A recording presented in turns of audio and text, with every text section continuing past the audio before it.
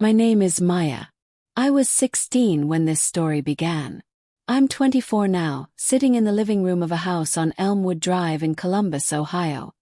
A house that has my name on the deed. And I want to tell you everything. But first I need you to understand who I was in that family. Because my position in that household is the entire reason I saw what I saw, heard what I heard, and eventually understood what was actually happening before anyone else did. I was not the favorite grandchild. I was not the one who got praised at holiday dinners. I was not the one whose achievements got announced to relatives over the phone, whose photographs ended up framed on walls, whose opinions were solicited at the adult table.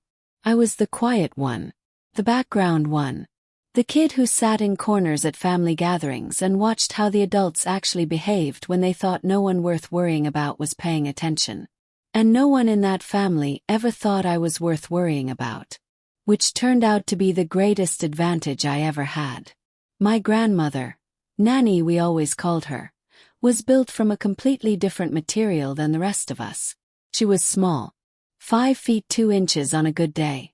With white hair she kept pinned back and hands that were always slightly rough from gardening. But she filled every room she entered in a way I've never been able to fully explain. She didn't need to raise her voice. She didn't need to demand attention.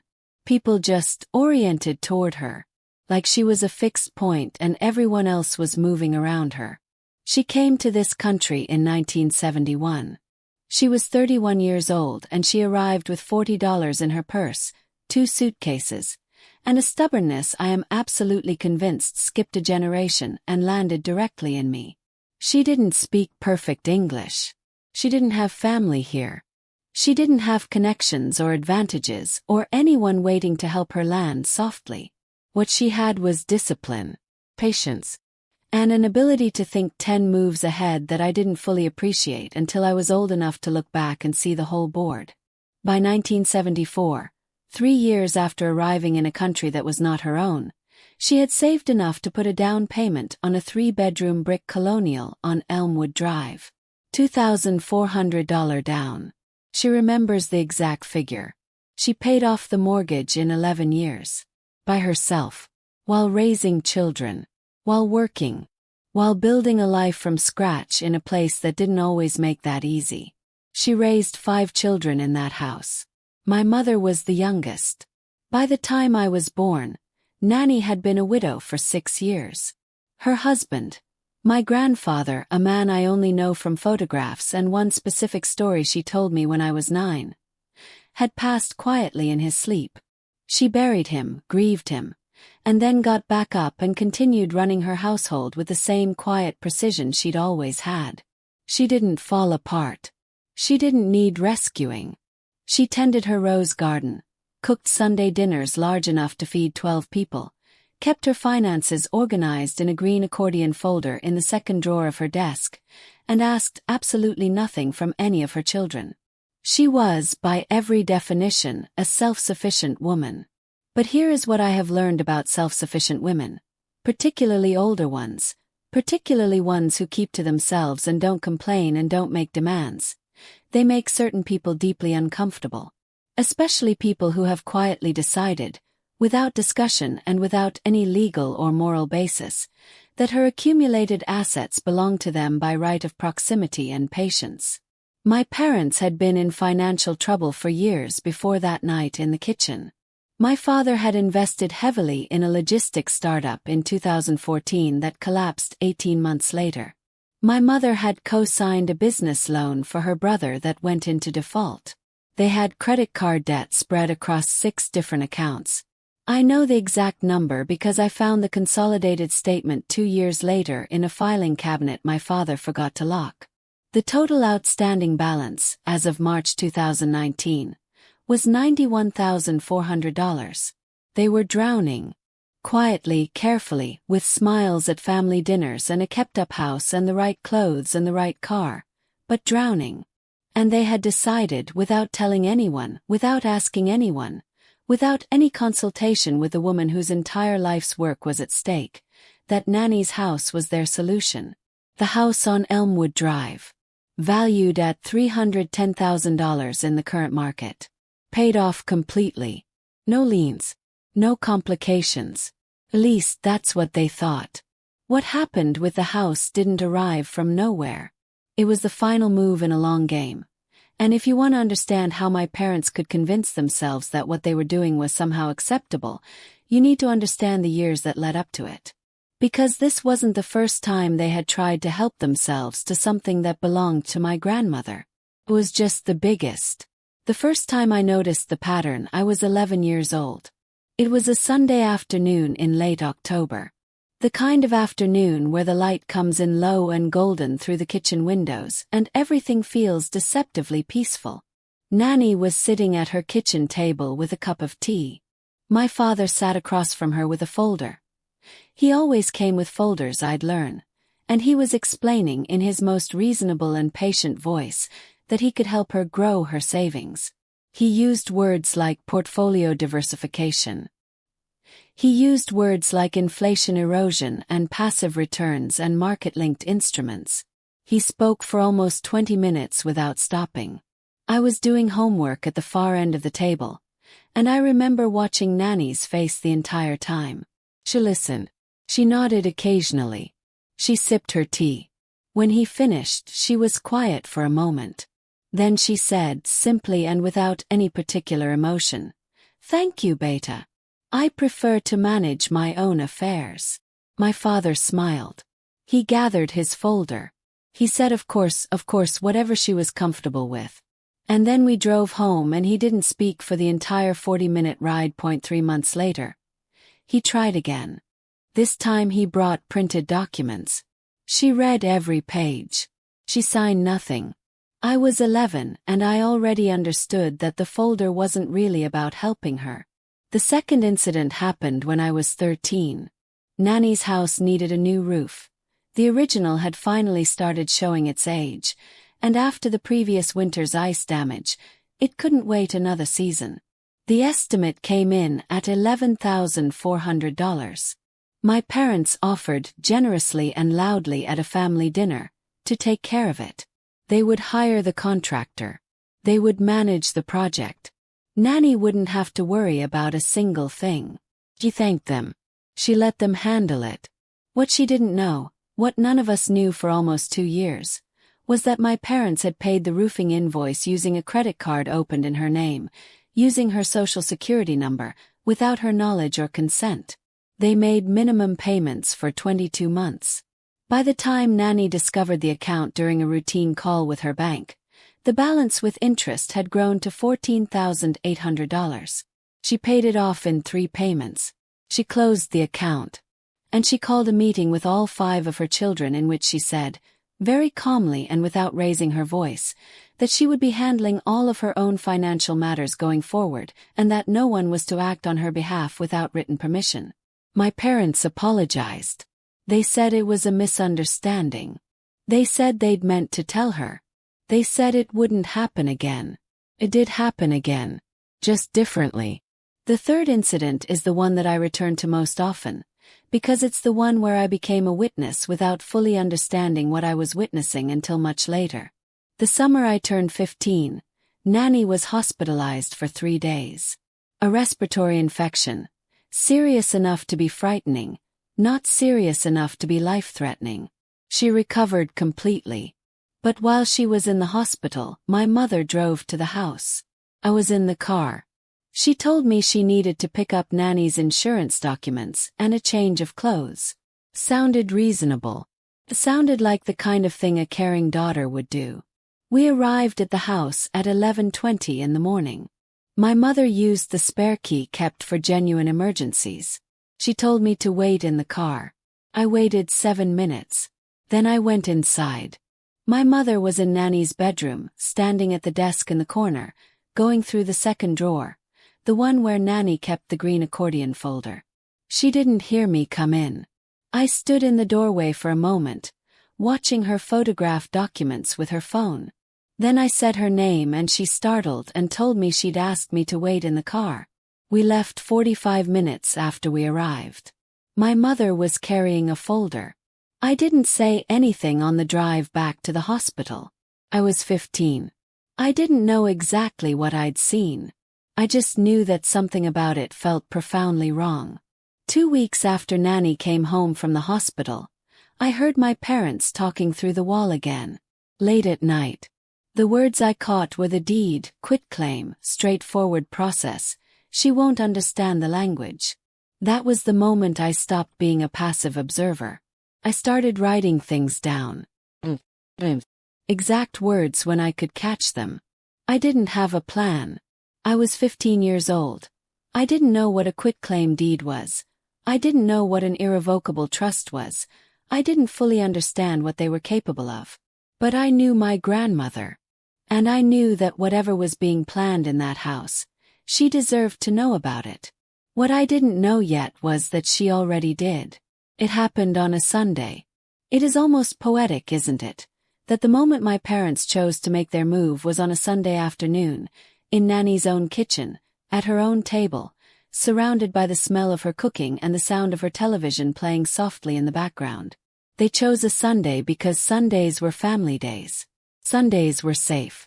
Sundays were the day Nanny was most relaxed, most open, most herself.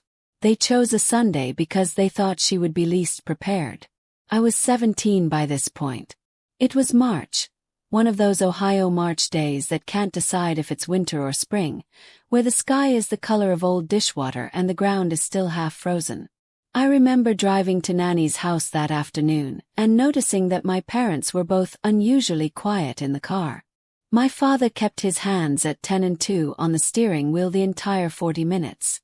My mother had her phone face down in her lap. Neither of them turned on the radio. Noticed. Always noticed.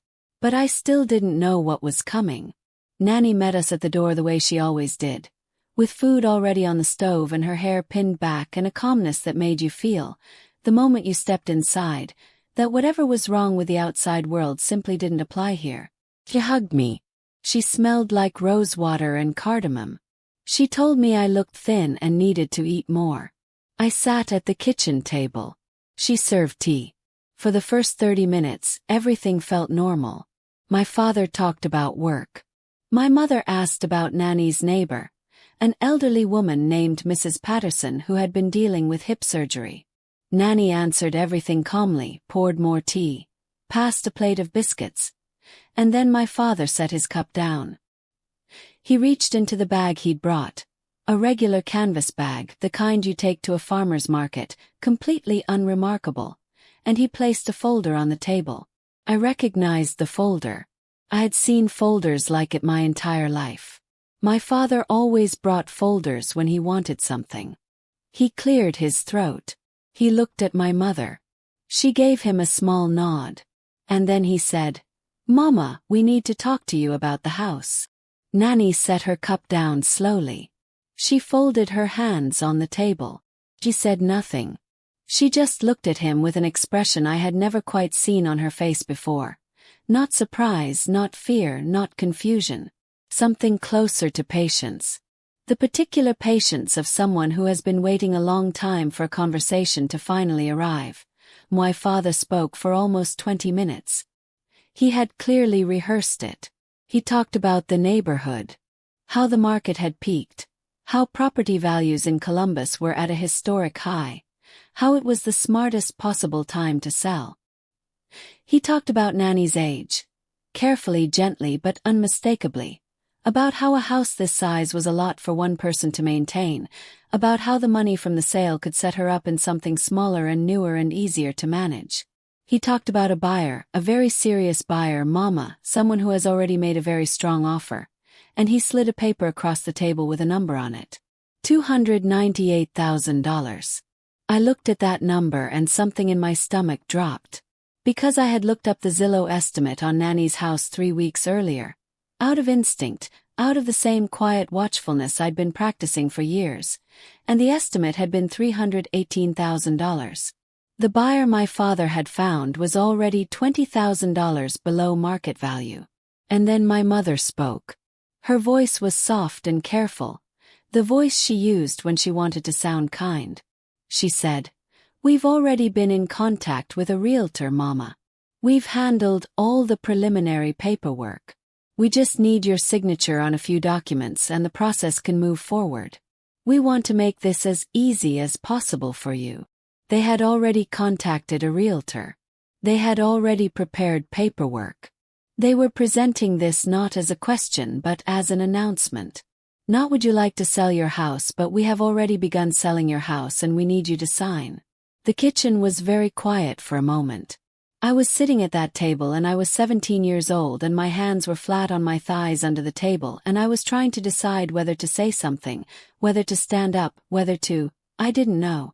I felt the way you feel when you're watching something terrible happen in slow motion and you can see every frame but your body hasn't caught up yet. And then Nanny spoke. She didn't raise her voice. She didn't cry. She didn't look frightened or overwhelmed or confused. All the things my parents had clearly expected and prepared for. She looked at my father. She looked at my mother.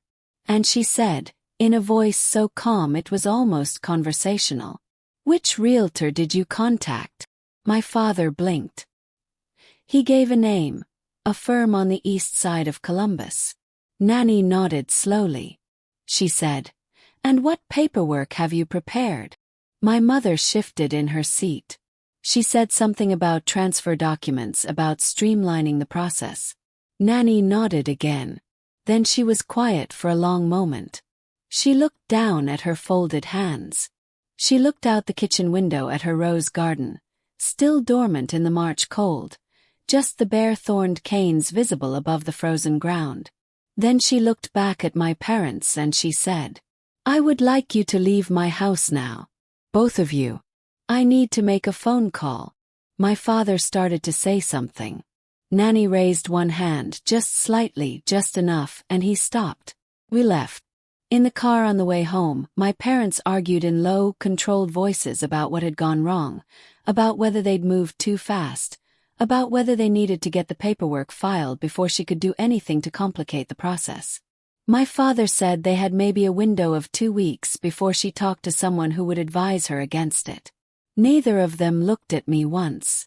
Neither of them knew that I had already decided, somewhere between that kitchen table and the car door, that I was going to call Nanny myself the moment I got home. That I was going to tell her everything I had seen and heard over the past 2 years. That I was done being the quiet one in the corner. I called her that night at 9 p.m. She picked up on the second ring. And she said before I could even begin, "Maya, I've been waiting for you to call." She already knew. That was the first thing I understood when I heard her voice on the phone that night. She wasn't surprised. She wasn't shaken. She wasn't processing what had happened at the kitchen table that afternoon the way I was. Replaying it, dissecting it, trying to figure out what came next. She had been ready for it. Asked her how. I asked her how she had known what they were planning, how she had stayed so calm, what she had meant when she said she needed to make a phone call. She was quiet for a moment. And then she said, "Come to the house tomorrow morning. Come alone. I want to show you something." I told my parents I had a study group. I drove to Elmwood Drive at 9 a.m. Nanny was already at the kitchen table when I arrived, dressed and alert, with 2 cups of tea poured and a folder in front of her. Not my father's folder. A different one. Older, thicker, held together with a rubber band and labeled in her careful handwriting. She slid it across the table to me. Opened it. The first document was dated September 14th, 6 months before that Sunday dinner. It was a legal instrument I had to read 3 times before I fully understood what I was looking at. An irrevocable trust agreement, drawn up by a law firm I'd never heard of, with offices on the west side of Columbus, 40 minutes from Elmwood Drive, well outside the neighborhood where anyone who knew our family might notice her coming and going. I read the key clause twice, then a third time. The property located at 4117 Elmwood Drive, Columbus, Ohio, the house, the land, the structure, everything, had been transferred into an irrevocable family trust. The trust named Nanny as the lifetime beneficiary, meaning she retained the legal right to live in the house for the remainder of her life. And when the trust eventually dissolved, the property would transfer, automatically, legally, without any further action required, to the named remainder beneficiaries. My name was first on the list. My cousins Priya and Arjun were second and third. My parents' names appeared nowhere in the document. I sat at that kitchen table for a long time without saying anything. I turned the pages slowly. There was a cover letter from the attorney, a woman named Catherine Marsh, who had been practicing estate law in Columbus for 22 years. There was a recorded deed from the Franklin County Recorder's Office confirming the transfer. There was a letter from the trust company confirming its administration. Every document was stamped, notarized, filed, and legally airtight. The house had not belonged to my parents to sell. It had not belonged to my parents in any capacity for 6 full months.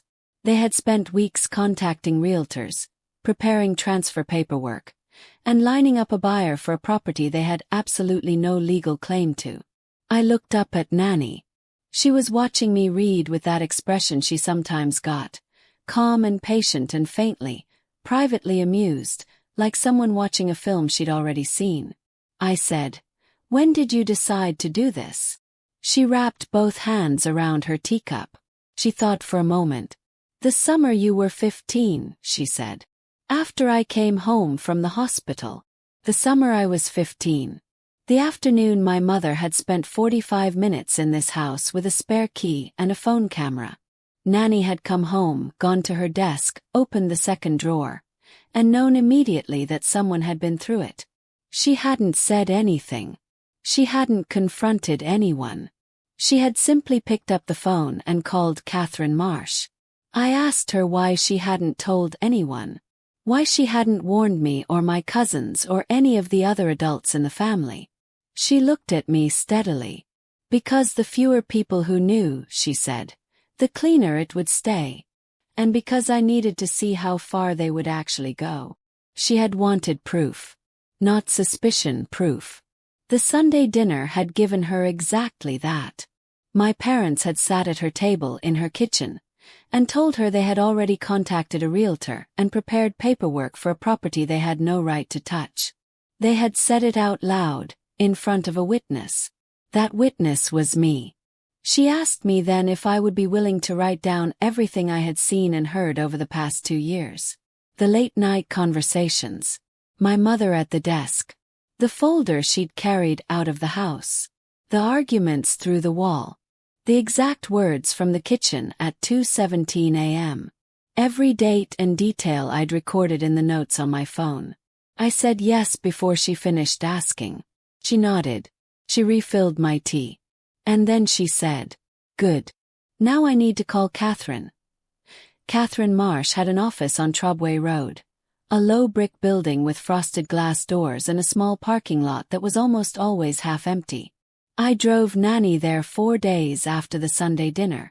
I sat in the waiting room on a gray upholstered chair and read the same magazine page approximately 11 times while they met behind a closed door for just over an hour. When Nanny came out, she was carrying a new folder. She didn't tell me everything that was discussed in that meeting. She told me what I needed to know, which was, the trust was airtight, the property transfer was fully recorded and legally unassailable, and my parents' realtor had been operating on fraudulent instructions. Catherine had already placed a call to the real estate firm. That call, I would later learn, lasted 6 minutes. By the end of it, the listing, which my parents had apparently already submitted without Nanny's knowledge or signature, using documents I can only assume were either forged or obtained through some other means I don't want to speculate about in detail, had been pulled. The agent had been informed, in the careful language that estate attorneys use when they want to make a point without making a threat, that the property in question was held in an irrevocable trust, and that any further action taken without the trustee's written consent would constitute participation in fraudulent conveyance. The listing came down within the hour. But that was only the first move. Because the problem wasn't just the house. The problem was a pattern. 2 years of documented financial interference, a credit card opened fraudulently in Nanny's name, documents photographed without consent, and now an attempt to sell a property they had no legal claim to. Catherine had advised Nanny that if she wanted to, she had grounds to pursue this significantly further. Nanny chose not to go to the police. I want to be clear about that. It was her choice, made deliberately, and I respected it even when part of me didn't fully understand it. She said that she had not protected herself all these years by being impulsive. She had protected herself by being precise. And what she wanted was not punishment. What she wanted was finality. So instead of a police report, Catherine sent a letter. It went to my parents by certified mail, return receipt requested, on a Tuesday morning, 12 days after the Sunday dinner. I know the exact day because Nanny called me when she got the delivery confirmation. Her voice on the phone was completely level. I only saw the letter much later, when Nanny showed it to me herself. It was 4 pages long, written in the formal, technically precise language of estate law, and it outlined the following. The property at 4117 Elmwood Drive was held in an irrevocable trust, recorded with the Franklin County Recorder on September 14, and was not subject to sale, transfer, or encumbrance by any party other than the trustee. Any attempt to represent the property as available for sale, to solicit offers, to prepare or submit transfer documents, or to act as an agent for the property without written trustee authorization constituted fraudulent misrepresentation under Ohio law. The letter further noted that a credit account had been opened in the trust grantor's name without her knowledge or consent, that documents belonging to the trust grantor had been accessed and photographed without authorization, and that these incidents had been documented by a named witness, me, whose written account was attached as an exhibit. It then stated very clearly that no further legal action was being pursued at this time, that the trust grantor had elected not to involve law enforcement, that this letter was being provided as formal notice of the legal position of all parties. And it concluded with a single paragraph that I have read so many times I have it memorized. Our client wishes to make clear that she is fully aware of all actions taken regarding her property and her financial accounts over the past several years, that she has documented these actions comprehensively, and that she retains the right to pursue all available legal remedies should any further interference occur. She asks only that her remaining years in her home be spent in peace. My parents received that letter on a Tuesday. My father called Nanny that evening. She let it go to voicemail. He called again on Wednesday. She let that one go too. On Thursday he drove to the house and rang the doorbell for 4 minutes. Nanny watched from the upstairs window until he left. She called me afterward and told me what had happened. She sounded, if anything, slightly entertained. The buyer, whoever my parents had lined up, withdrew within the week.